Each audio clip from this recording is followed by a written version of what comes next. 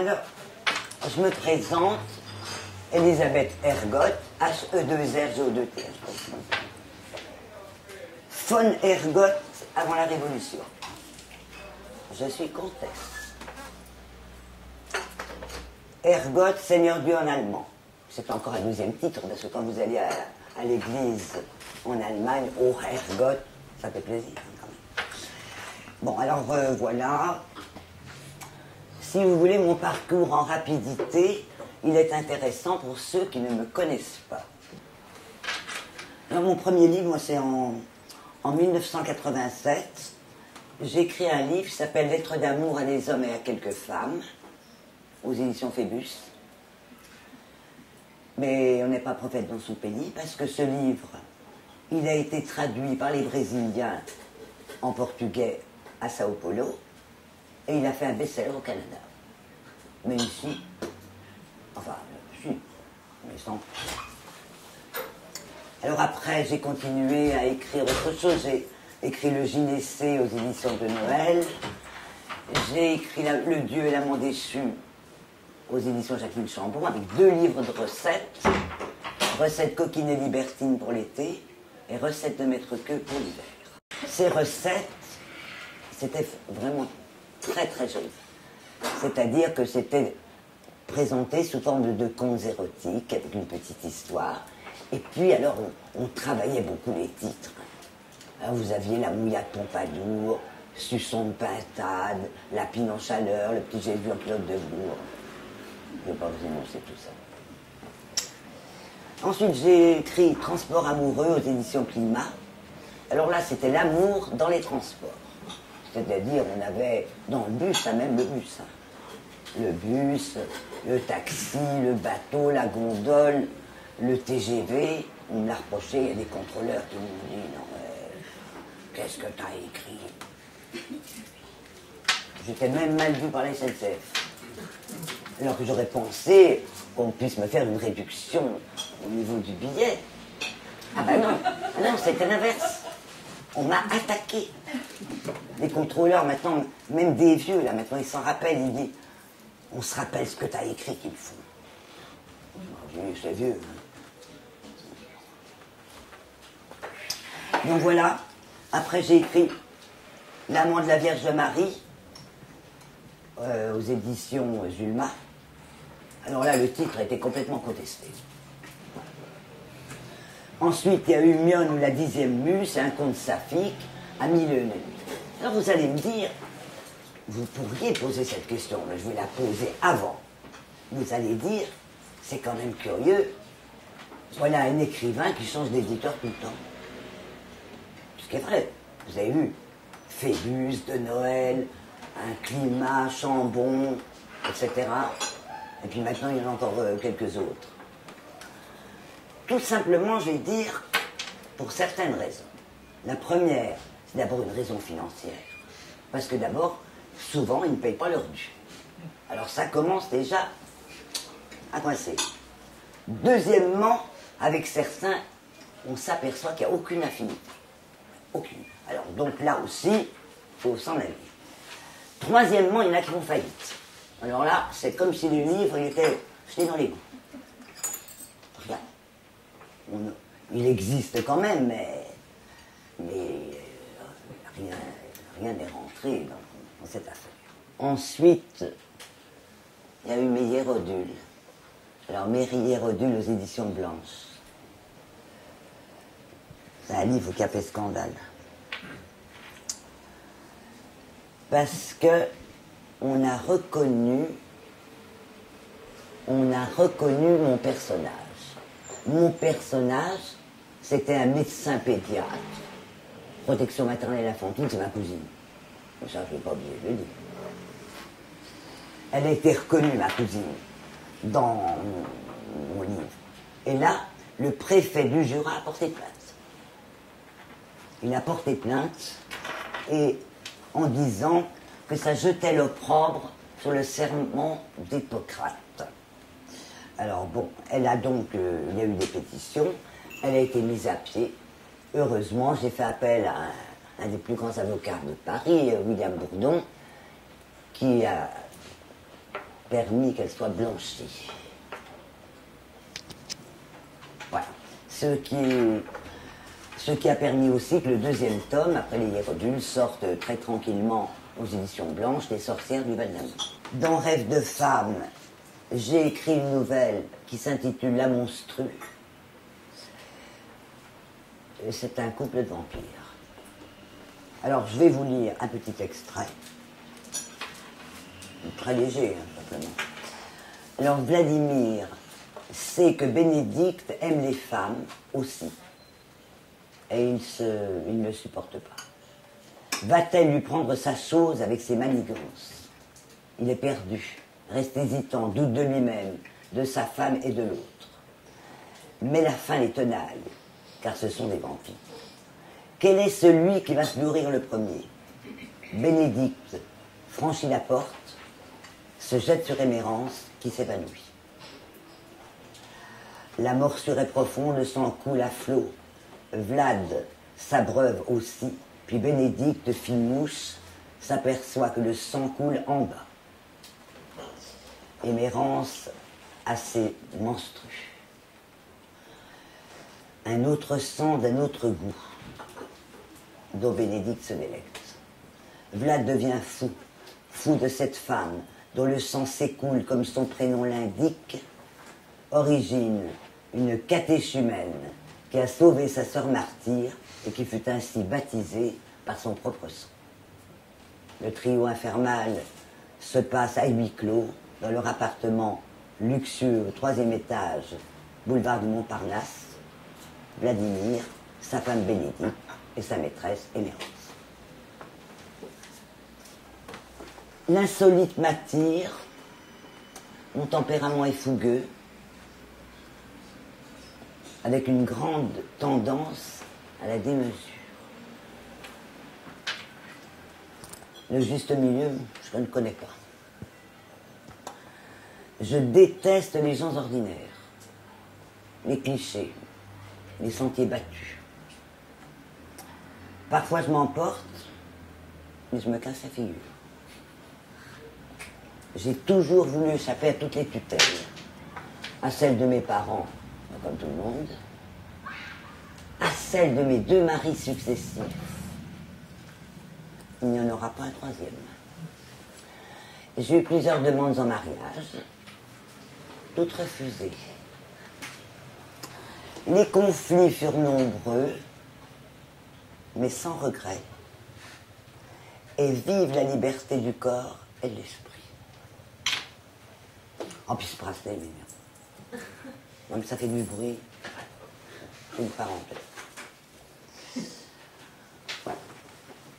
Alors moi, pour moi, tout écrit consiste à donner corps aux mots, à des mots. La rencontre entre des corps et des mots, pour moi, ça donne le texte. Et ici, le texte, il est érotique. Mais chez moi, jamais seulement. La psychanalyse ressort. Le sexe n'est pas uniquement chez moi, dans mes livres, une histoire d'anatomie. C'est bien autre chose. C'est une histoire de jouissance, qu'elle soit vraie ou qu'elle soit usurpée. Il n'y a pas de plus gros mensonge qu'au lit. Ce qui s'y produit de suffisance, de bonnes intentions et de bons sentiments sont incalculables. De l'imposture, donc, on en arrive à mon sujet. Le sujet de ce livre. L'imposteur, première nouvelle. Deuxième nouvelle, la perversité du nain. Et la troisième, alors on en parlera plus tard, ça s'appelle les amours canines. Non, mais je vous expliquerai tout à l'heure. Donc, si on prend un exemple d'imposteur, pour moi, un exemple flagrant, Jeanne d'Arc. Jeanne d'Arc, une bergère qui gardait ses moutons et qui se fait entendre des voix. Elle se dit qu'elle va avoir un nom, qu'elle va être brûlée vive, mais quel bonheur! Et puis, il y a un vieux con qui compte ses moutons. Il n'y a pas de quoi ne pas endormir. Il se fit voir le diable. Il sut qu'il serait damné, vous savez de qui on parle, et qu'il pourrait bander quel pied. Donc la petite Arque vendit son âme à Dieu, et le vieux Faust au diable. Donc l'imposture consiste donc en l'arrogation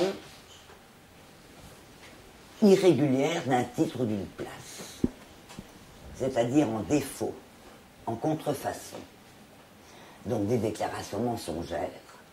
Et nous le verrons avec mon Louis-Guillaume, l'imposteur, et Manuolo, le nain. L'imposteur, figurez-vous, éveille toujours les soupçons. Pourquoi? Parce que c'est enfin, que ce soit un homme, une femme, une chose, c'est un séducteur. Un séducteur, il faut nous interroger sur le lieu d'où il parle, les faits réels de sa vie et ceux qu'il aurait voulu vivre. Ça fait une double personnalité, une ambiguïté. C'est-à-dire que d'un côté, il a la vie qui est la sienne, et d'un autre côté, il a la vie qu'il voudrait avoir. Et de ce fait, il est obligé de... Ce qui lui apporte le plus au monde, c'est que les autres croient à la vie qu'il n'a pas. Donc je venais de vous dire que l'imposteur, il a une vie excessivement compliquée et sa vie est un tourment perpétuel.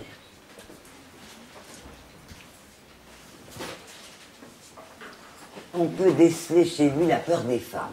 Pourquoi? Parce que les femmes, elles fouinent, elles cherchent à savoir. Et lui, il a peur d'être découvert. Mes deux imposteurs ne sont pas des inconnus, puisque je les ai fréquentés et disséqués. Ils m'ont incité, du reste, à ne rien refuser de la passion et de ses excès.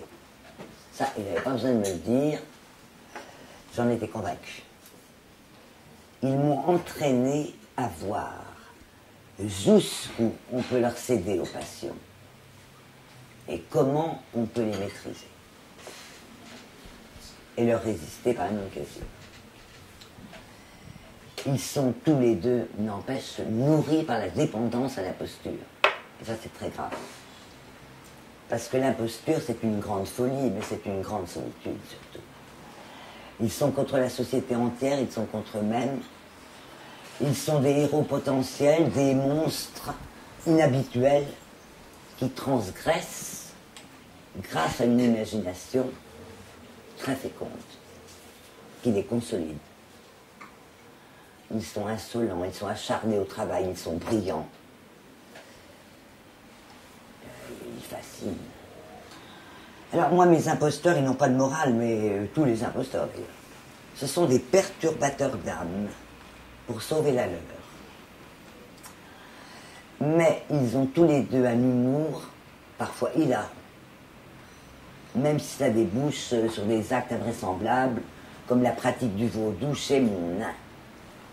Il agit, mais on n'arrive pas même à savoir s'il y croit. Donc je dirais que corps et âme, je dois bien me connaître si je veux saisir chez l'autre ce qu'il y a de plus séduisant et ce qu'il y a de plus repoussant. Ainsi, ma vie durant, je me frotte aux êtres les plus étranges afin d'exalter mes sens et mon imagination.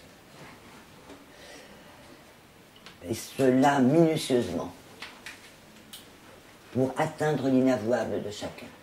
Je vais vous dire, c'est vrai que j'ai cette vilaine tendance à me servir des gens que je fréquente, parce que, en tant qu'écrivain, il y a des écrivains qui imaginent des personnages de différentes manières. Moi, c'est pas comme ça que je fais. Il me faut du réel.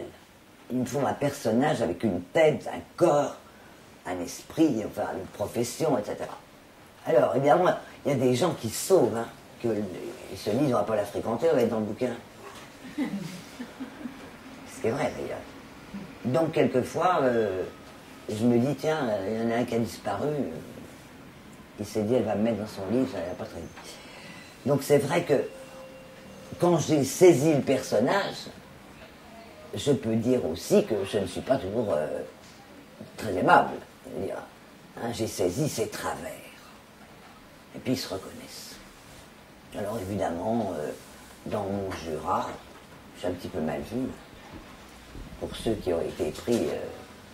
Alors ma cousine, la pauvre, elle est dans tous les bouquins, ma cousine. Bon, évidemment, puisqu'elle vit chez moi. Alors, elle me dit, mais je suis vraiment bon. Alors elle a déjà eu ses atteintes avec le Conseil de l'Ordre. Bon, maintenant elle est en retraite, on s'en fout. Hein, on ne peut plus être... on ne peut plus avoir ces atteintes-là. Mais enfin, elle va être dans les amours canines. Elle dit... Alors, je la décris, on pourrait la reconnaître éventuellement. Et elle baise avec mon chien. Dans les amours canines. Alors elle dit, c'est encore moi. Puis alors les gens la reconnaissent comme ça. Alors ils l'appellent, une fois ils l'appellent Marilus, quand c'est les amours canines. Alors quand c'est la Monica dans les Hérodules, et c'est toujours elle. Et bien ça prouve qu'elle doit avoir une sacrée personnalité, hein, pour que je la mette en scène en permanence. Je crois que je vais arrêter un peu parce qu'elle n'en peut plus. Bon. Alors mes descriptions, c'est vrai qu'elles sont cliniques. Elles sont cliniques. Avec le regard pointu du psychanalyste. Quand même. Je ne peux m'en empêcher. Moi, je m'identifie à mon sujet d'étude, je m'exalte. Mes personnages, ils sont tous discordants. Écoutez, en tant que psychanalyste, je reçois que des gens qui sont en souffrance, je ne vais tout de même pas prendre des personnages là, de romans roses, hein, je ne peux pas. Donc ils sont discordants, ils peuvent être intelligents, brillants, ça certes, se comportent souvent comme des bouffons atroces, parce qu'ils ont eu, ils furent piétinés, ou alors ils sont victimes d'un masochisme aggravé. Tout ça, ça m'intéresse, voilà. Je creuse ces personnages. Oh, mais, attention, hein. Mes patients, je les mets, ils sont déguisés hein, dans les bouquins. Je ne sais pas s'il y en a un qui lit, elle m'a mis dans son bouquin. Ah, non, là je fais attention, non. Mais ce qui me permet quand même de rejaillir au plus profond du désespoir que l'on me transmet, pour tenter de démontrer que le monde n'est pas une totalité fermée, pas plus que l'individu. Je terminerai l'imposture, c'est un beau mot. Ça fait lever des figures de théâtre, des mythes, comme Tartuffe. Bon. Alors dans les amours canines, il s'agit du corps de la femme qui va s'accoupler avec l'animal, en l'occurrence le chien. Une passion ancestrale, hein, mythologique, depuis que le monde existe. Marilus, ma cousine, délaissée par les amants, elle va se tourner insensiblement vers le chien. Vers mon chien. C'est Ignace le Beauceron. Il est décédé actuellement, mais pas de ça. Parce que j'ai remarqué chez Marilus son infidélité. Lorsque mon chien tombe malade, son infidélité me stupéfie. Elle est prise dans cette relation abominable et recherche Orson, le chien de la ferme voisine, un berger allemand. Cette relation captivante peut paraître dégoûtante aux yeux des prudes, aux yeux des chastes, aux yeux des catholiques, des bien-pensants, ceux-là même du reste, qui peuvent, avec des humains, avoir des rapports excessivement pathologiques. Et bien alors, pourquoi fermer les yeux sur ce qui existe depuis que le monde est monde? Je ne saurais excuser Marie-Luce. Mais mon esprit ouvert ne la condamne pas. J'avoue humblement que mon écriture est nucléaire. Sans dissimulation, les litotes, je ne m'en sers pas. J'essaie d'employer des mots justes pour décrire cette passion que d'aucuns trouveront complètement malsaine, mais peut-être que la relation avec un chien vous choque. Mais peut-être qu'elle est plus sincère que souvent une relation entre humains. En tant que psychanalyste, où je ne rencontre que des gens en souffrance, qui traversent des périodes de désordre, de sauvagerie, d'annihilation, et aucun soutien, jusqu'à ce qu'ils parviennent à mon cabinet. Bon, alors vous allez dire que je suis prétentieux, je plaisante. Bon, c'est pour faire une phrase.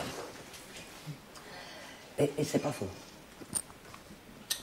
Parce que, chez moi, je leur permets de nommer la chose. Je leur permets d'en former une image, au moins. Il y a un présent, par exemple chez Marie-Luce, il y a un présent immobilisé, il y a un corps arrêté, des sursauts, des signaux de détresse. Et l'effet de passion de Marie-Luce serait comme des retrouvailles avec un corps qui était devenu inerte.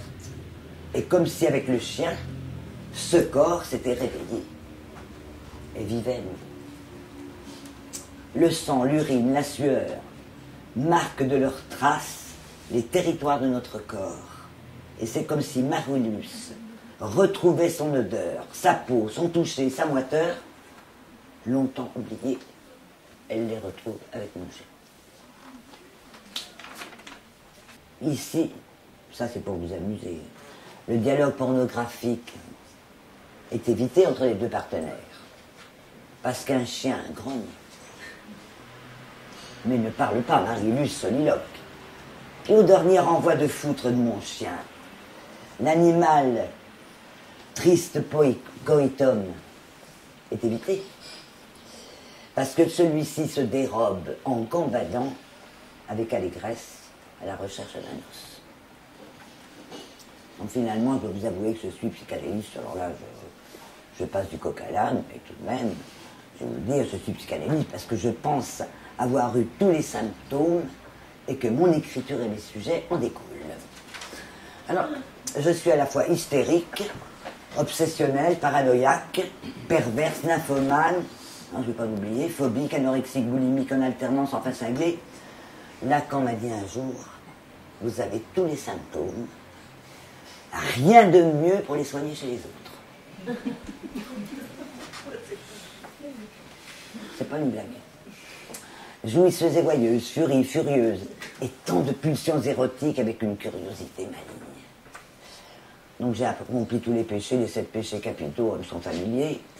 Ne vous attendez pas de ma part à une œuvre morale.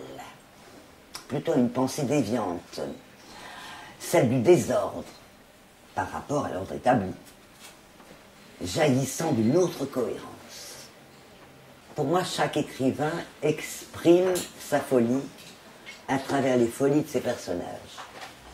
Et chaque analyste prend à son compte la folie de ses analysants. Autrement dit, mon rôle est d'exploiter tous ces travers sans retenue pour démontrer qu'ils existent et que nous n'avons pas à nous boucher les oreilles, on va fermer les yeux. Et alors j'ai retenu une phrase l'autre jour que j'ai entendue prononcée par Max Gallo. L'irrespect, c'est vraiment français. Voilà, c'est tout ce que je voulais vous dire.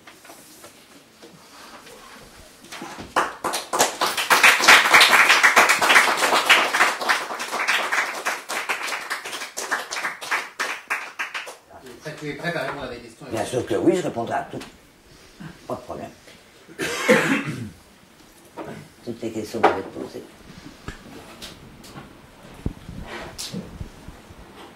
Et si vous n'en avez pas, eh ben c'est que vous êtes coincé.